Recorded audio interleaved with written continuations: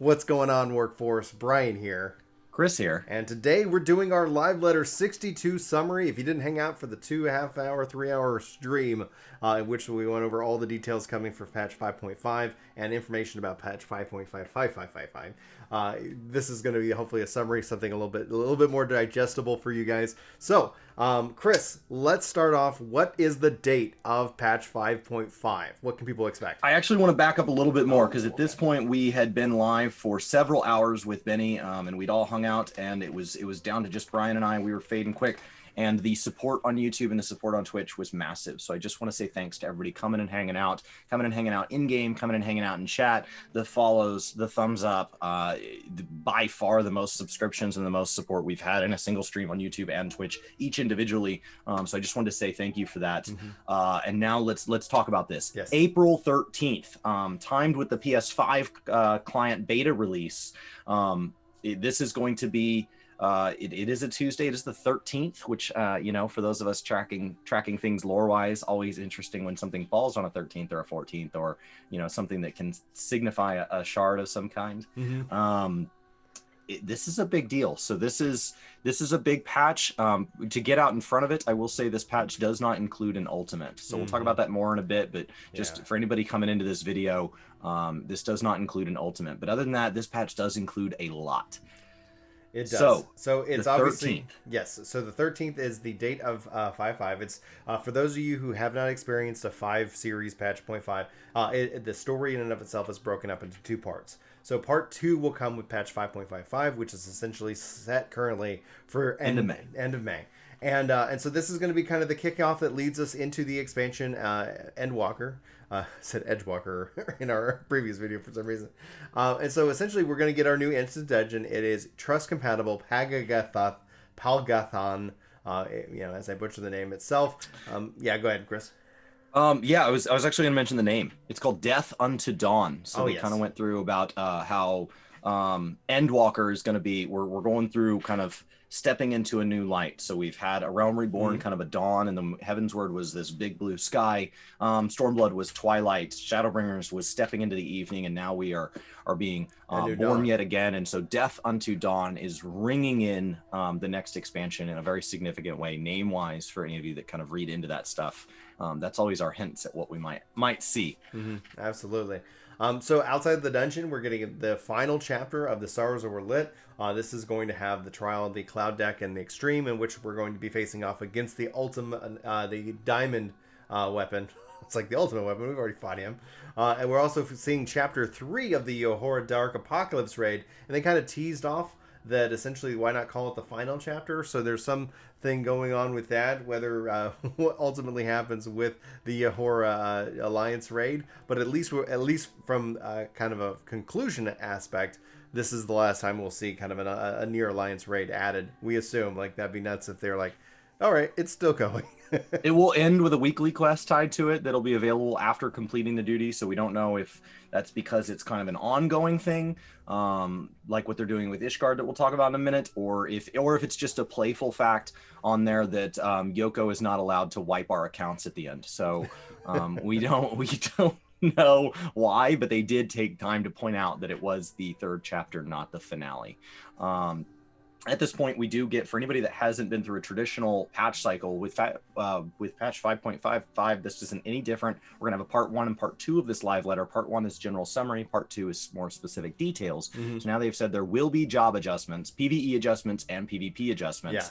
And then they don't talk about, that's it. You just are told there will be adjustments. We're warning you. And then that's it. But they're not going to be so, like, groundbreaking. It's 5.55. There's not a reason. Yeah, especially in 6.0, you'll see the bigger adjustments happening at that point. So, like, expect potency changes, a couple, changes there, but nothing. Don't expect a full rework on your job just yet.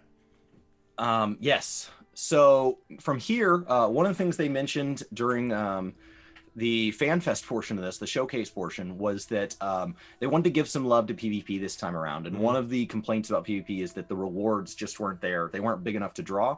So they did show off some PvP rewards. It was a beautiful screenshot. And so it was neat to see that. I know a lot of people are like, ooh, that's exciting. And then, as we talked about gear, that naturally parlayed into talking about our relic weapons, our resistance weapons, the queen, the Save the Queen storyline. For those of you that have not been following Boja, they were ready to kind of talk about this. They said there are people that are A, confused by how this stuff rolls out, but then B, there's some complaints and they wanted to address this. So they are aware that people feel this way. And they've said the requirements for 5.35 will be eased. I don't know what that means. I don't know if they're going to drop the number of memories needed or something like that, drop the amount of metal needed. I don't know. But they're going to kind of make that a little bit easier.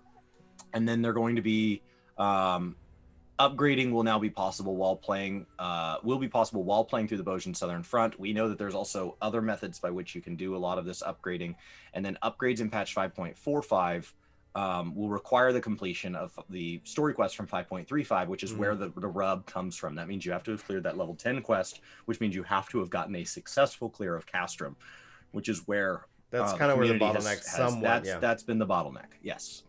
Patch 5.5x will require the completion of 5.45. So you're going to have to have progressed through and cleared Delibram. So that could end up being another bottleneck. They're trying to warn us now. So anybody who's not already doing that, they're basically saying, get on it. The upgrades here, there are quests that must be completed per job. There's also quests that only have to be completed once. So it's a mix of both. But you basically have to do the beginning and the end. You have to do your weapon upgrades on each job, and then all the intermediary stuff is just kind of once per character, which kind of lightens the load for any of you trying to do multiple relics. It only lightens it so much. And as far as I've been, I'm still I'm just finishing up my Crystal Tower clears, but so far from my perspective, having made it to this point on a couple of them, the intermediate ones are not the ones that bother me. So they said Castrum was the bottleneck, and they wanted to talk about improving the rewards.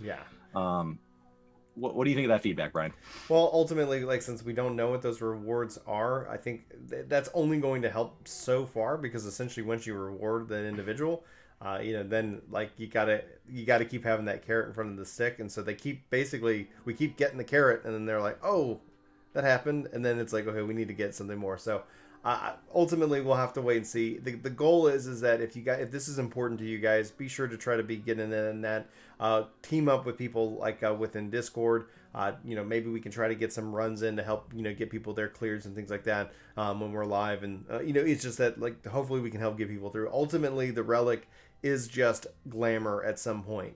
So just note that Thankfully, the relic is going to take you so far in the game itself, and so that it sucks both ways. Like, that's one of the reasons why I've never really been interested in the relic system, but I'm personally enjoying the content that they've released as a part of this relic, and so I've been. This one just kind of connects to me, but it's that Castrum, that bottleneck, which is ultimately, hopefully they'll find the fix for that, and maybe. It would have been best in slot for the second ultimate, but we're not getting a second ultimate, and so I think it takes a lot of pressure off of this content. So from here, they're saying that this was increasingly difficult. They're going to fix this with a hot fix. So it's not going to be a numbered patch. This Castrum reward change is going to be a hot fix. So for any of you that are in Blue Mage content or anything like that, you could always just kind of wait for this. I think that in the short term is going to make things worse, don't you? Like, I think when it's like, hey, by the way, we're hot fixing this, we're going to make it more valuable. It's like people are like, all right, I'll wait. I'll wait. I'll go do Blue Mage. I'll go do PvP. I'll go do. So we'll see. In the long run of it, I think hopefully they learned some lessons from kind of the delivery of the system. But yeah, go ahead. Okay. This will be the final stage. Obviously 5.55 will be the final stage in these, so we know they'll come to an end here. It is getting a new area, Zadnor, so we're going to further kind of offer things for this train to move along. Keep in mind with Eureka, it ended in the finale. We don't know if Delibram is the peak or if there will be something yet even more exciting. We don't know. If you have any interest in this, I would say try to get on this train now, because by the time we knew Baldesian Arsenal existed, it was too late for people to just start unless you had a huge amount of time to dump in. And if you're new to the game and you haven't even made it to this part yet, don't worry about it. Like, it should catch the next relic. Yeah, you catch the next relic, and or like this will be content that I think you'll be able to find communities around that kind of say, hey, we're going to go do this, just like communities who go do Eureka. So don't stress about it. New Unreal Trial. They didn't tell us who it was, just that we are once again going to do our Unreal Trial swap. So for those of you that haven't gotten your Titan clear that you're interested in, Ryan and I waited till the last minute to do Shiva. We got to try it. We didn't get to clear it. We're having the same, we're in the same boat with Titan. So at this point, I've done some attempts. I did some attempts early on when groups weren't yet getting clears. But you need to go back and get that clear if you want that. Because we are going to change it. Now we talk about crafting updates. Mm-hmm. Is this something that excites you at all, Brian? Not at all. Okay, then I'll talk about it here. So for those of you that haven't been following crafting, we have basically done a giant amount of nerfs this expansion to make it easier to get into, but then in trade for that, we've added expert recipes, very difficult. So they said the requests for these expert recipes, these things that ideally the top level ones with Ishgard were not even macroable. In a perfect world, it was a bit of a rhythm game and a bit of a kind of a DDR, like you have to respond to things and all that. There's different statuses. They're going to add more challenging expert recipes, and that these challenges are geared towards crafters, will require a high level equipment and an expert use of crafting skills, and players will earn achievements and unique crafting tools. So I assume this might be tied to the final step of the Skysteel tools. It might be final cosmetics. We don't know. Mm-hmm. But they said the achievements are to make the crafters stand out. After all, it's a form of endgame, so it needs to be something worthwhile. In that same vein, they're going to be updating gatherers as well, making maps opened via the gathering log indicate where on the maps the gathering points appear, which is awesome. And then fishing a fish to be released at the fishing holes will be added, so you can kind of, looks like they showed a UI where you could kind of decide certain fish to not be gathered. This overall, it just seems like this expansion, if nothing else, has been a lot of love for crafting and gathering, and that is not over. And this is all based on feedback from players. And so he hopes that this addition of convenience for players is something that excites them. As for Ishgard Restoration, we thought this was supposed to be the end, isn't it? No. The firmament is now going to periodically celebrate its completion. During these periods, they're going to have these kind of celebrations, these fests, if you will. And there will be a new custom delivery client added to the firmament. We don't know what's going on with this, but there will be more details in the future. So we assume that's planned for the second portion of this library. They'll reveal that, and that should kind of breathe some life into that as we talk about going into that zone for 6.0 to see the housing district and 6.1 to buy homes in the housing district. Yes. There will be new story quests related to the firmament. If you guys have not done the story for the firmament, just know that it is, without spoiling anything, it is the basis for the very weird video I put over on Gaming Kinda, where you ask weird questions about what would happen if, something odd happened with the person that you cared about in your life. And I know that Julie left a funny response for me, your wife, as far as how you guys would handle it. And for me, my wife, she goes, you're dead to me. And so there's some bizarre stuff there. So go do that storyline. Hopefully that was teaser enough. Go do it. It is delightful and bizarre. The new Triple Triad update. It's really nice to see the last couple patch cycles how they've started to try to bring back legacy content. That's something Brian and I talk about a lot. Mm-hmm. They're adding the use, they're adjusting the use of 4-star cards in decks. They're making acquisition rates adjusted, I assume, to make it easier. Mm-hmm. There's going to be rewards for obtaining thresholds of cards. So I assume one of those will be set to like the current max number of cards or a nice round number just below it. Mm-hmm. But they said they're not going to call that like all of the cards because it's an MMO and the number of cards is always increasing. So there will be milestones the same way that achievements work for everything else. So comms and all of that.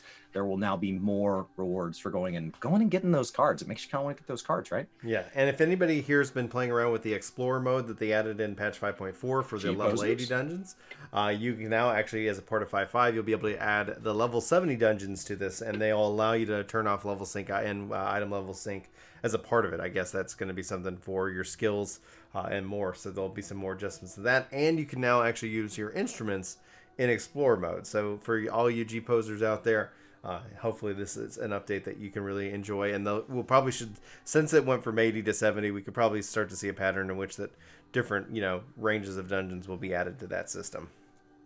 You know, you say that as a pattern, but historically, we've always seen new content added as from this point moving forward. We see that with things like the trust system, the squadron system.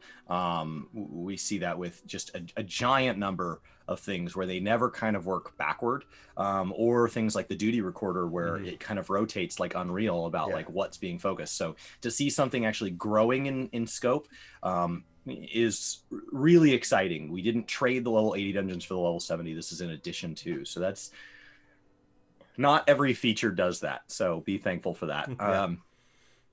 Miscellaneous updates. We're going to have new indicators for bonuses while ocean fishing are going to be added. There will be a new instrument added to performance mode.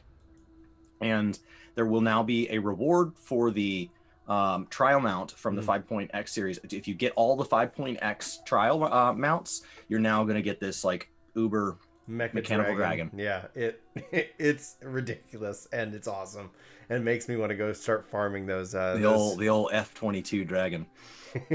Absolutely. Chris already alluded to this, especially we kind of talked about this in our summary of the endwalker expansion video, but the ultimate trial has been delayed to patch 6.1.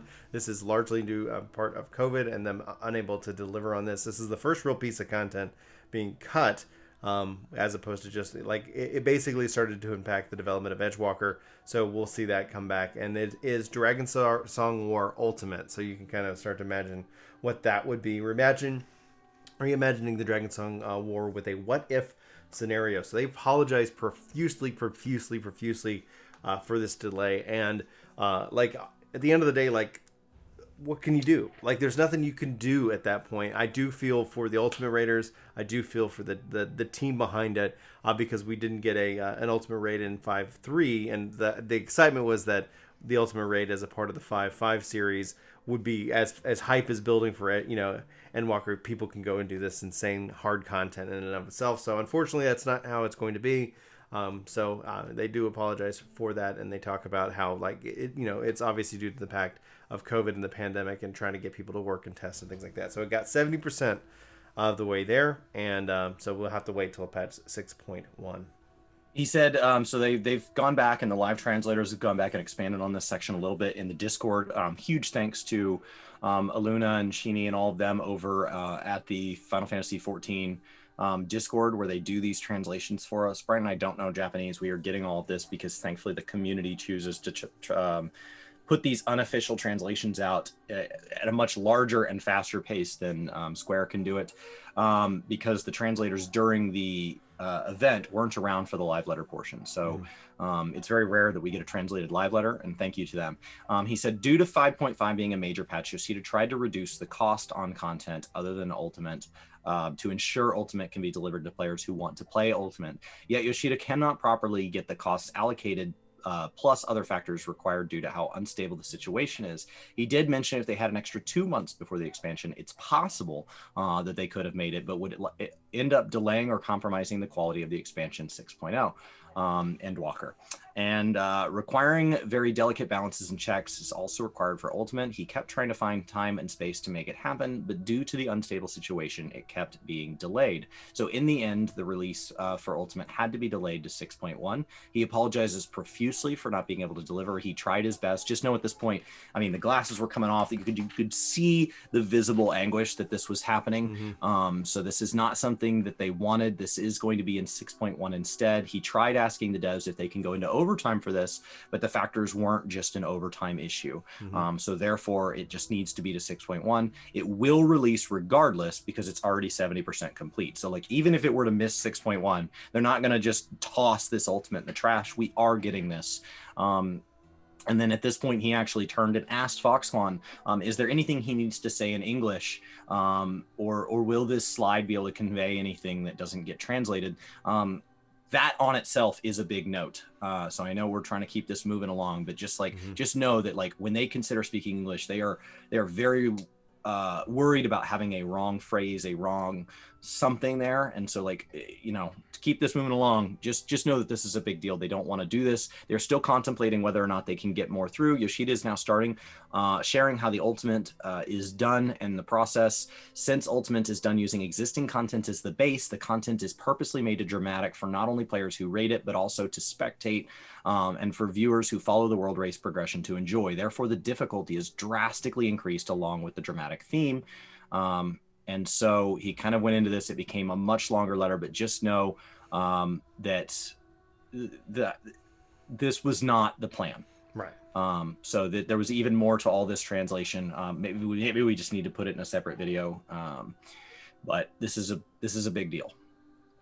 So, and at that point, they took a break and brought it back in for part 2 to talk about project management. So, it was hard for me to stay awake at that point because it was like, go ahead, Chris. Yeah, no. So the significance there was that they went over the development cycle. It actually kind of exposed why the Ultimate might get missed. Mm-hmm. I think for anybody that's worked in a corporate world where a project manager has been somebody they've had to work with or they themselves have been, very little of this was truly shocking, but it was a good amount of transparency to see, how the 75 to 85 days they have to work on each patch works, what all Yoshi P gets done in a day, and what the project managers throughout the world in the different regions do for him and kind of make this all possible, and how many bugs they have to get out through all of this, and to remind us things like that there's actually 25 clients for the game. There's 25 separate SKU numbers for each of the versions, each of the different physical versus digital, different editions such as like the collector's edition and so on, different platforms, and all that has to be done. And that's just for shipping the expansion.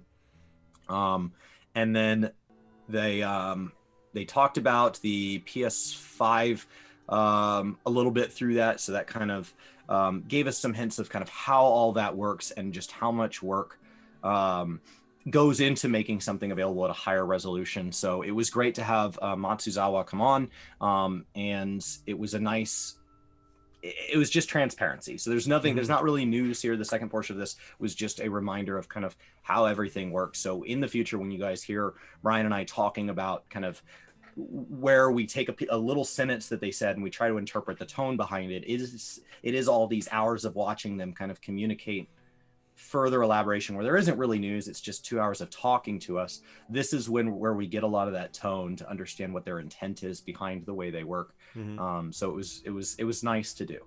Absolutely. It was long. Anything else we need to hit on for our live letter summary? Because that's a lot of information. It's a lot of information. Soken came on. They talked about merch. There's a ton of merch. They're pushing out a lot of cool merch. So go over to the store. If you guys like merch, there's new albums to buy. There's sweatshirts. There's t-shirts. There's figurines. There's some of it's JP only. There was actually an EU only shirt. There's tote bags. There's masks. There is so much stuff. So for anybody who wonders how they keep the subscription, at one point there was perfumes, there was diffusers where they put out rooms so you can make your bathroom smell like essence of Kugane. So it got weird quick, and it was delightful. So any of you wondering what Kugane smells like, you can buy that now.